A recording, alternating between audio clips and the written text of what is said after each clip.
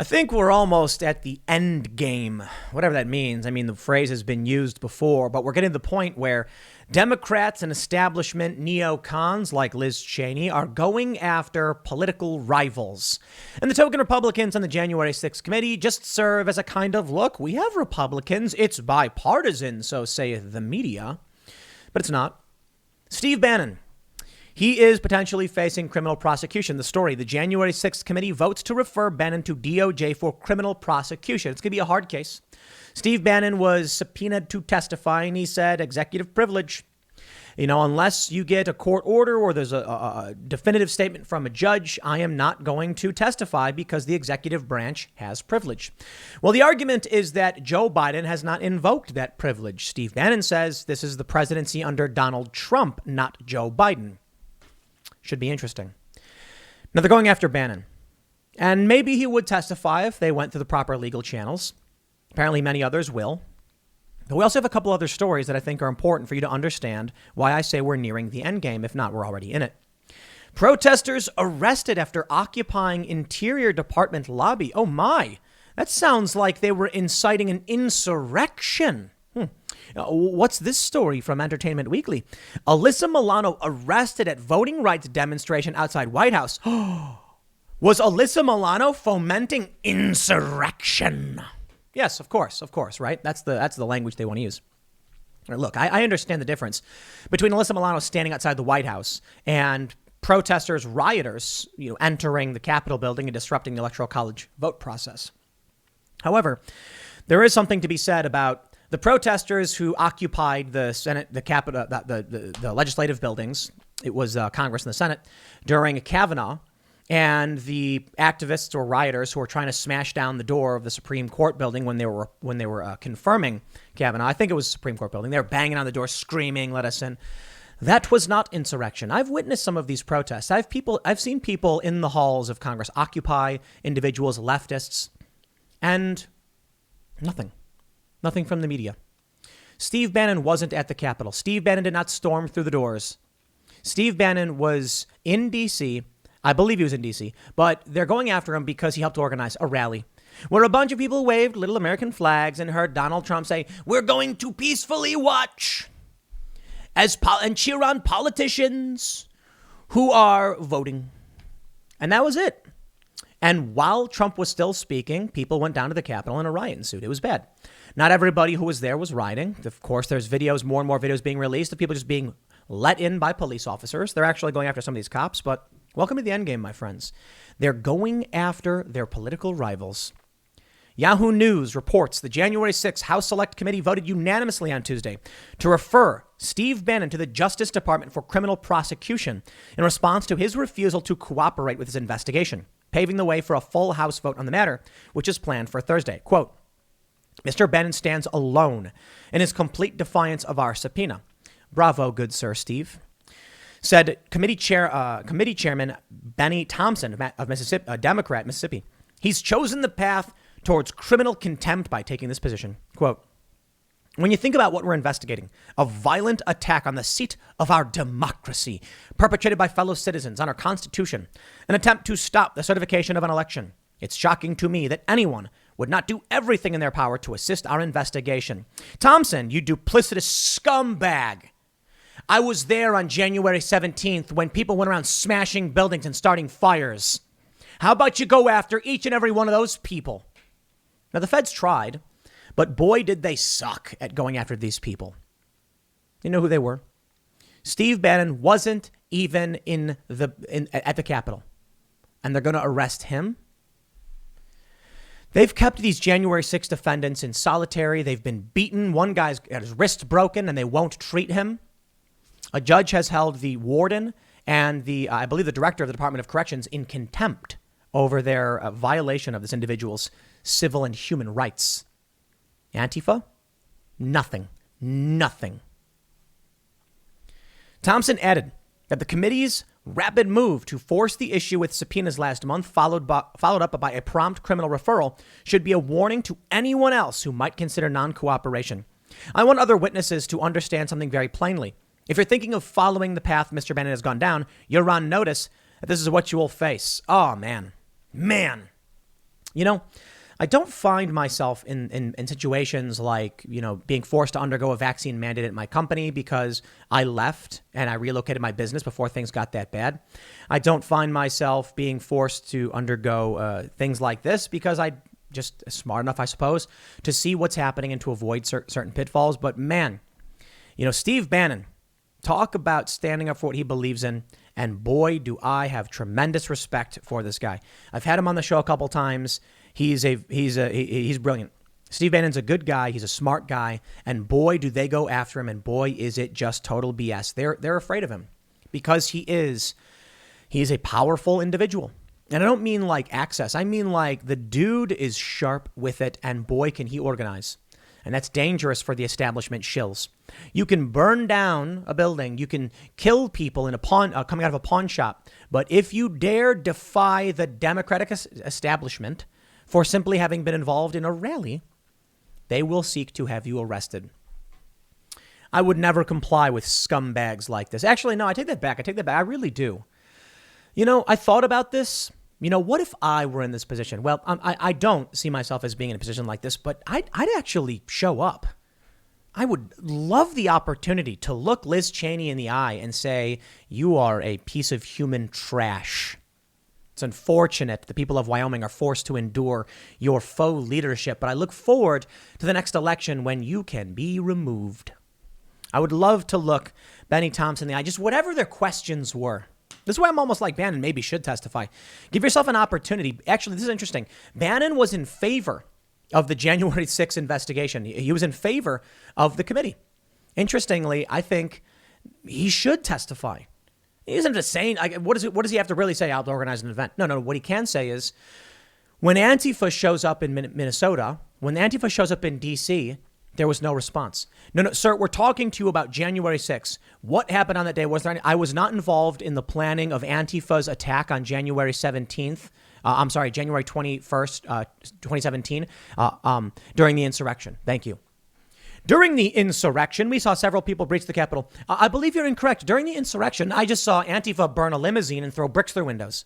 Which event are you referring to? Oh, I'd love to just play that game. And they'd bang their little gavels. If you don't answer your questions, shut your mouth. Oh, man, they would never let me in that building. Boy, would it just feel so good.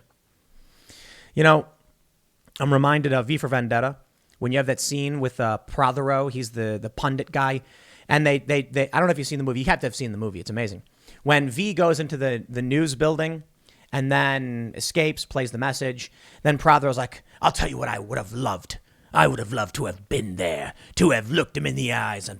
And then he turns around and V's and he's like, ugh. And he's like, no, man, I'll tell you this. I would have loved to have been there. Don't believe me?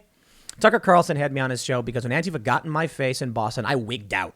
I did. And it was like, and then some other guy came and pulled my hat off and then I wigged out even further.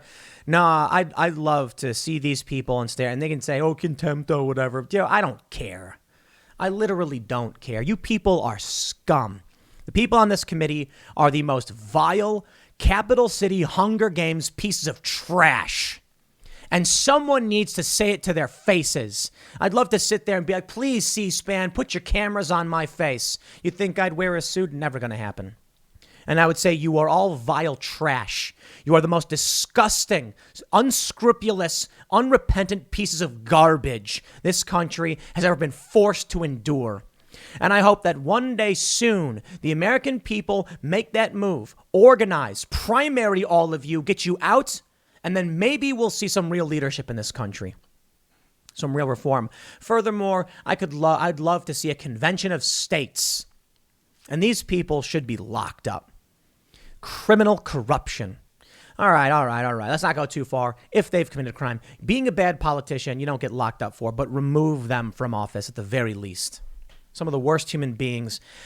And I feel bad for my fellow Americans having to endure this scumbaggery.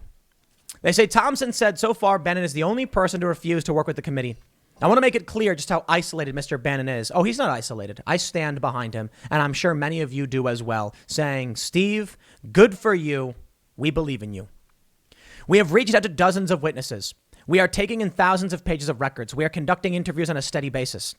So far, 2 other top officials close to Trump and Close to Trump, former White House Chief of Staff Mark Meadows and Kash Patel have cooperated with the panel and have not used Trump's claims of executive privilege as a shield.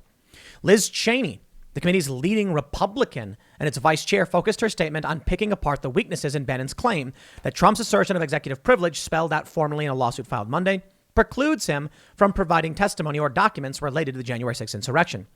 The plain fact here is that Mr. Bannon has no legal right to ignore the committee's lawful subpoena. Oh man, this is why Bannon is such a prominent guy.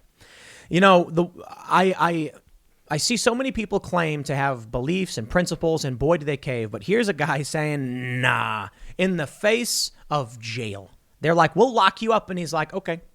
I'm like, wow. Bravo, man. Big fan. Big fan. Legal expert Jonathan Schaub, a former DOJ attorney, told Yahoo News, executive privilege covers only matters related to a president's official duties. Bannon's testimony about the events leading up to January 6 almost certainly has no relation to Trump's official duties as president and relates solely to actions Trump was taking in his personal and political capacity, which is legally distinct, Schaub told Yahoo News. By definition, executive privilege does not protect conversations about undermining the Constitution. I kind of would like to see Bannon testify, but I guess it's not public for the most part. I think the people who are testifying, there's an interesting conversation to be had here. Bannon said to me that he was in favor of the January 6th commission because he wants to get to the bottom of what happened so it can be revealed to the public. That's a good point. Well, maybe in that case, he should testify and say, spill the beans, make everything public. I guess we'll see. Bannon said that he would testify if, executive privilege was duly ruled upon by a court. This is a bold action to go for criminal charges.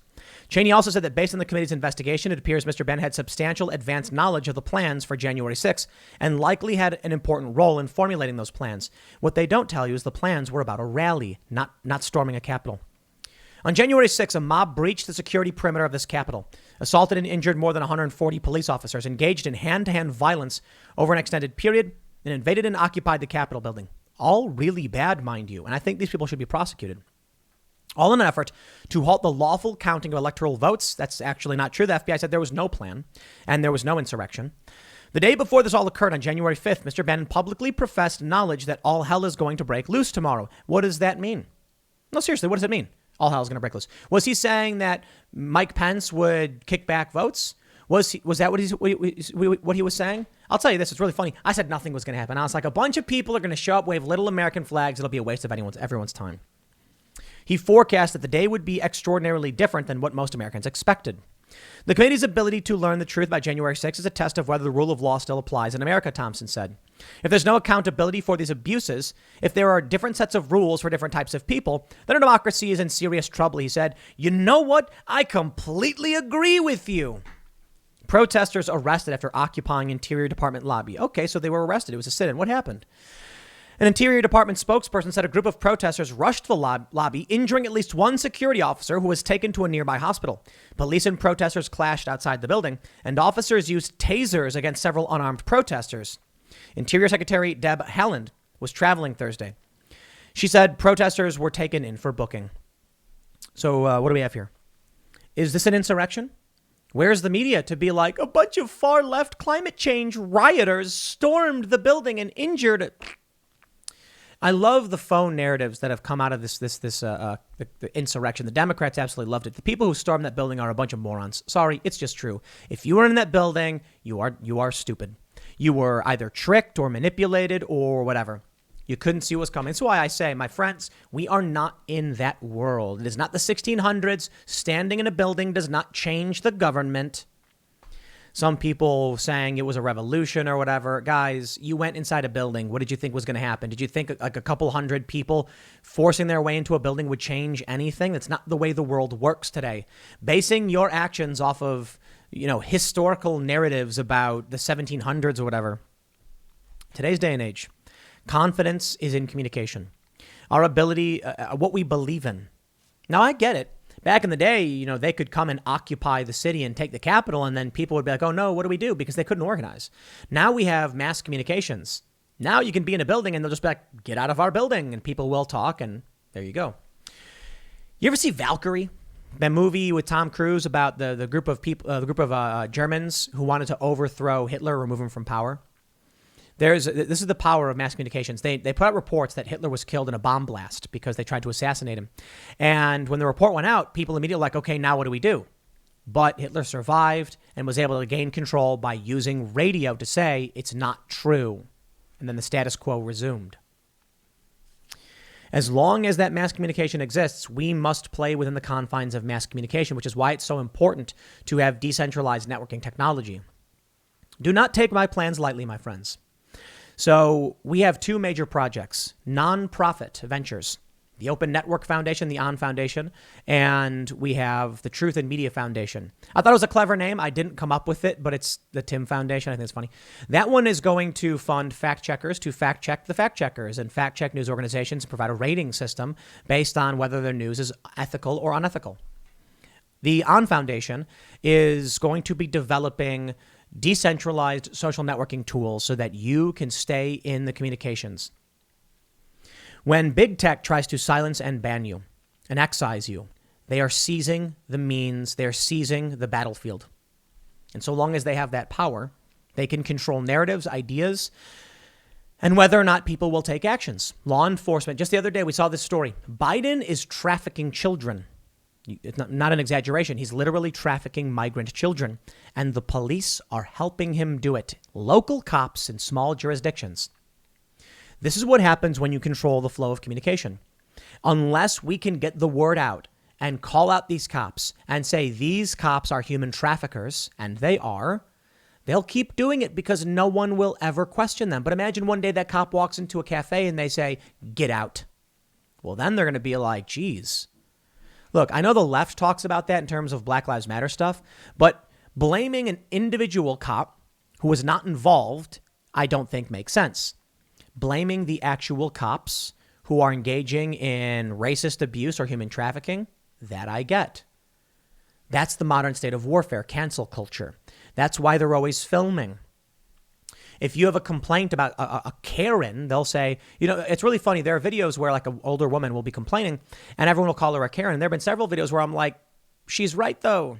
Like there's a video where there's a woman in in a store and someone's filming her saying you're a Karen, you're a racist. And she was actually in the right. I can't remember exactly what happened, but it was like, something had happened where she had complained about service. So they called her a Karen, started insulting her. And they used that footage knowing that's a weapon. That even if you're right, they'll put you on the internet, call you a Karen, and the left will just pile on. That is modern warfare, stripping access to resources away from people. Now, we can stop all of this if we remain resilient and say, I will not be swayed by this. And the more they do it, the less likely I am to be swayed by it. The more likely I'm just going to say, I ignore this stuff. You call them racist. I don't even know. I know people who have been called all sorts of weird, awful names, and I just don't care anymore.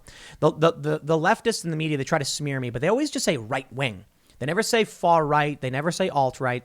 The one or two times they did, they've retracted and apologized for saying it. They just say Tim Pool is right wing.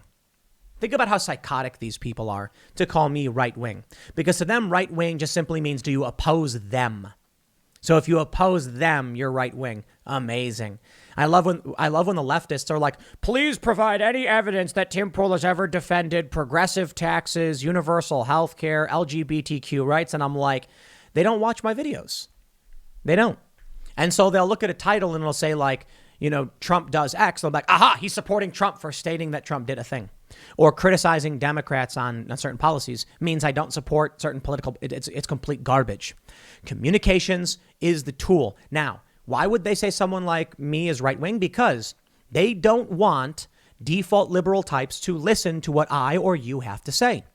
Right wing bad, conservative bad, he's a grifter. Don't listen to him, because they want them in the cult. How do you keep someone in the cult? Separate them from communication. What happens if there is a prominent liberal personality who comes out and says, guys, stop? They immediately say they're right wing. They're has-beens. Look at Jon Stewart. Look at Bill Maher. Look at Dave Chappelle. They can come out and say, stop with this. And they say, you threaten us. And so then they call them right wing. And then these run-of-the-mill leftist liberal types who are scared and just want to be told what to do will be like, I'm not going to listen to any right-wing person. I've seen it. It's really funny. A bunch of people will say, like, I tried talking to my friend, my dad, my mom, my cousin, and they say that Tim Pool is just a right-wing, pundit, so why should they even listen to him? And they're like, if you haven't listened to him, then what makes you think he's right wing? I'm like, well, he doesn't agree with the narrative that I get from CNN.